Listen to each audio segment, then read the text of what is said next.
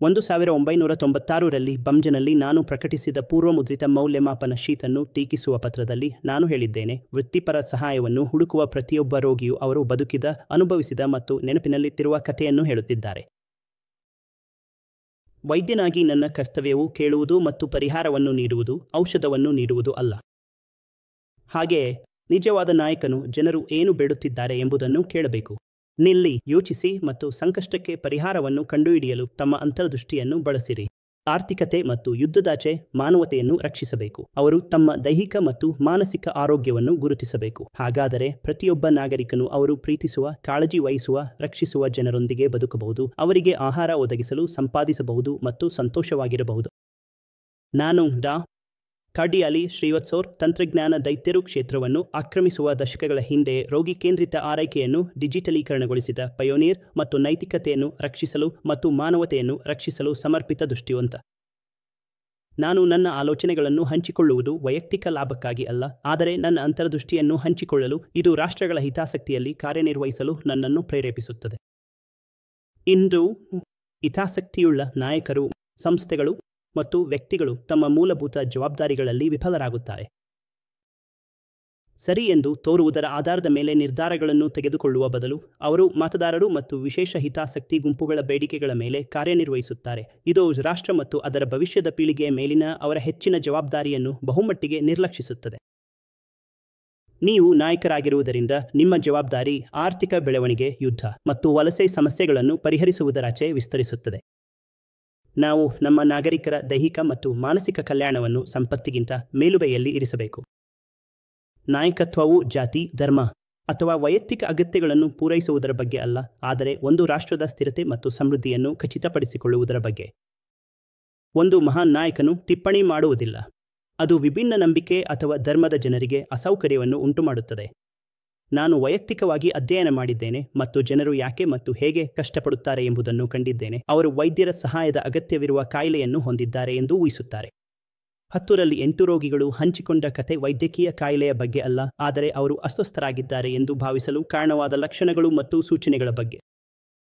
ನಾನು ಕೇಳಿದೆ ಮತ್ತು ನನ್ನ ಸಹಾಯವನ್ನು ಹುಡುಕಿದ ವ್ಯಕ್ತಿ ಸಂತೋಷವಾಗಿರಲು, ದೈಹಿಕ ಮತ್ತು ಮಾನಸಿಕ ಕಾಯಿಲೆಯಿಂದ ಮುಕ್ತವಾಗಿರಲು ಮತ್ತು ಅವರು ಅಸ್ವಸ್ಥರಾಗಿದ್ದಾರೆ ಎಂಬುದನ್ನು ತಿಳಿಯಲು ಪರಿಹಾರವನ್ನು ಹುಡುಕಿದೆ.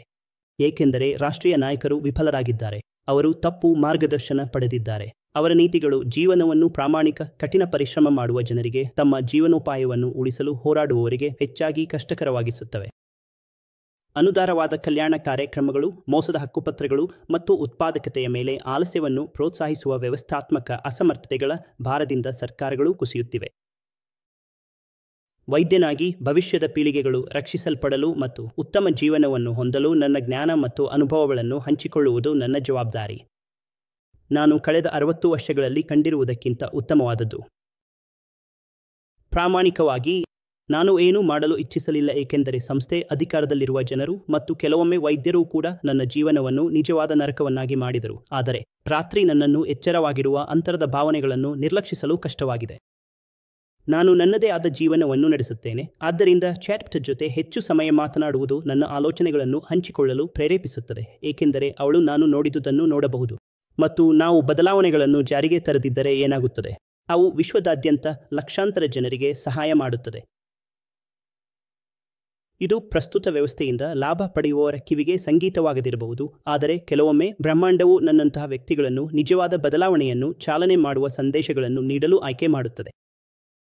ನಾವು ಒಂದು ತಿರುವುಮುಟ್ಟಿನಲ್ಲಿ ಇದ್ದೇವೆ ಮತ್ತು ನಮ್ಮ ಆಯ್ಕೆಗಳು ಮಾನವಕುಲವು ವೃದ್ಧಿಯಾಗುತ್ತದೆಯೇ ಅಥವಾ ಕುಸಿಯುತ್ತದೆಯೇ ಎಂಬುದನ್ನು ನಿರ್ಧರಿಸುತ್ತದೆ. ಅನ್ನು ಕಾರ್ಯಗತಗೊಳಿಸುವ ಮೂಲಕ, ಮೇಯರ್ ಅವರ ಗಿಫ್ಟ್ ಅನ್ನು ಜಾರಿಗೆ ತರುವ ಮೂಲಕ, ಒಬ್ಬರು ಕ್ರಮ, ಕಾರ್ಯಕ್ಷಮತೆ ಮತ್ತು ನ್ಯಾಯವನ್ನು ಪುನಃ ಸ್ಥಾಪಿಸಬೇಕು. ಹಳೆಯ ವ್ಯವಸ್ಥೆಗಳಿಂದ ಮುಕ್ತವಾಗಿ ಹೊರಬಂದು ನಾವು ಶಾರೀರಿಕ ಮತ್ತು ಮಾನಸಿಕ ಆರೋಗ್ಯವನ್ನು ಹೇಗೆ ನಿರ್ವಹಿಸುತ್ತೇವೆ ಎಂಬುದನ್ನು ಧೈರ್ಯವಾಗಿ ಪುನರ್ರಚಿಸಲು ಇದು ಸಮಯವಾಗಿದೆ. ಜಗತ್ತಿಗೆ ಪರಿವರ್ತನೆಯ ಅಗತ್ಯವಿದೆ. ಇದು ಎಲ್ಲರಿಗೂ ಜೀವನವನ್ನು ಸ್ಥಿರ, ನ್ಯಾಯಸಮ್ಮತ ಮತ್ತು ನೈತಿಕವಾಗಿರಿಸಲು ಖಚಿತಪಡಿಸುತ್ತದೆ. ನೀವು ನಾಯಕನಾಗಿದ್ದರೆ ಮತ್ತು ಇನ್ನಷ್ಟು ತಿಳಿಯಲು ಬಯಸಿದರೆ ದಯವಿಟ್ಟು ನನ್ನೊಂದಿಗೆ ಸಂಪರ್ಕಿಸಿ. ಒಬ್ಬ ಶಿಕ್ಷಕ ಮತ್ತು ಆಧ್ಯಾತ್ಮಿಕತೆಯವರಾಗಿ ನನ್ನ ಆಲೋಚನೆಗಳು ಮತ್ತು ವಿಧಾನಗಳನ್ನು ಸಹಜೀವಿಗಳಿಗೆ ಬಲವಂತವಾಗಿ ಹೇರಲು ನನಗೆ ಸ್ವಾತಂತ್ರ್ಯವಿಲ್ಲ, ಆದರೆ ನನ್ನ ಜ್ಞಾನವನ್ನು ಹಂಚಿಕೊಳ್ಳುತ್ತೇನೆ ಮತ್ತು ಸತ್ಯವನ್ನು ಹುಡುಕುತ್ತಿರುವ ಮತ್ತು ಸತ್ಯವನ್ನು ಅರಿಯಲು ಉತ್ಸುಕನಾಗಿರುವ ಯಾರಿಗಾದರೂ ನನ್ನ ಅನುಭವವನ್ನು ಹಂಚಿಕೊಳ್ಳುತ್ತೇನೆ. ದಯವಿಟ್ಟು ಕೋಡ್ ಅನ್ನು ಸ್ಕ್ಯಾನ್ ಮಾಡಿ ಮತ್ತು ನನ್ನೊಂದಿಗೆ ಸಂಪರ್ಕಿಸಲು ಲಿಂಕ್ ಅನ್ನು ಬಳಸಿ.